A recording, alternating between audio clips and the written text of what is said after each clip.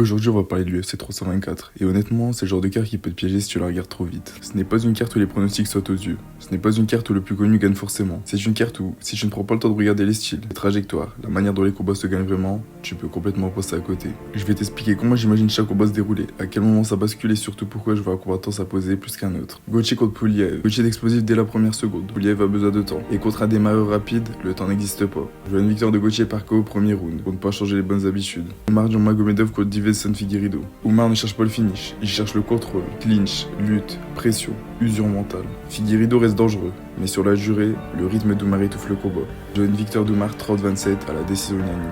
Arnold Allen contre Jean Silva. C'est un vrai combat piège. Allen est propre, discipliné, intelligent. Jean Silva quant à lui est agressif, imprévisible et dérangeant. Parfois celui qui dérange gagne. Jean Silva ne gagne pas forcément tous les échanges. Il marque plus fort, plus visuellement, et voit les moments clés. Je vois une victoire de Jean Silva à la décision. Par KO, round 2. Rose Namajunas contre Natalia Silva. Ce combat est avant tout une question de rythme. Rose est excellente quand elle contrôle, quand elle lit, quand elle impose son tempo. Natalia Silva elle refuse ça. Elle avance, elle enchaîne, elle ne laisse aucun temps mort. 3 rounds, cette pression constante fait la différence, même sans gros moments spectaculaires. Je vois une victoire de Natalia à la décision unanime. Derrick Lewis contre Cortés Acosta. Chez les lourds, tout est fragile. La technique, les plans, la stratégie, tout peut disparaître en une seconde. Acosta est plus propre, plus discipliné, mais Derrick Lewis n'a jamais eu besoin d'être meilleur. Il a juste besoin d'un moment. Ce combat-là est très dur à pronostiquer, car ce sont deux poids lourds très puissants, et tout peut s'arrêter au premier round. La seule chose dont je suis convaincu dans ce combat, c'est que ça ne passera jamais le deuxième round. Après de grands moments d'hésitation, je vais quand même pencher sur Derrick Lewis, KO round 1. Sean O'Malley contre Song Yadong en common event de cette carte. C'est un combat que j'aime beaucoup analyser, parce qu'il oppose deux visions très différentes du striking. Song Yadong, c'est la pression, la solidité, la boxe compacte. Sean O'Malley, c'est le timing, la distance, les angles. Et très souvent en MMA, le combattant qui force finit par offrir quelque chose. Sean ne fera pas beaucoup, mais il frappe au bon moment. Song, pour toucher, va devoir avancer. Et avancer contre O'Malley, c'est accepter de marcher sur un piège. Je vois Song gagner des moments, toucher, avancer. Mais plus il force, plus il devient lisible. Je vois une victoire de Sean O'Malley par KO round 2. Ce sera le bon moment pour Sean de se relancer après ses deux dernières défaites contre Merab Dvalishvili. Et peut-être aller chercher un title shot contre Petroyan à la Maison Blanche. Et pour terminer, le main event. Justin Gaethje contre Paddy Pimblett pour la stature intérimaire.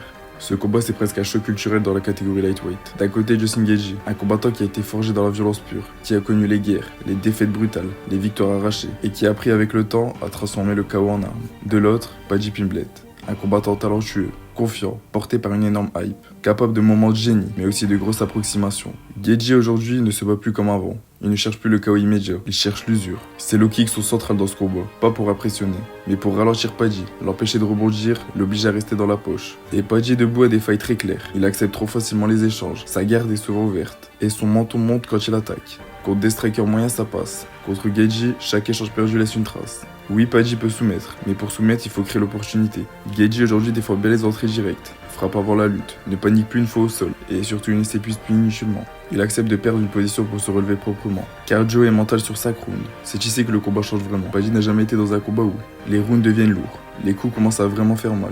Le plan A disparaît. Gaethje lui vit là-dedans. Plus le combat avance, plus Paddy doute. Plus Gaethje devient dangereux. Je pense que Gaethje va l'emporter grâce à ses low kicks. Une pression progressive. Et à partir du round 3, le combat va devenir trop physique pour Paddy. On l'a déjà vu face à Tony Ferguson. Le cardio commence à lâcher vers la fin du 3e round. Le pronostic final pour la carte de l'UFC 324, une victoire de Justin Gaethje par TKO, round 3.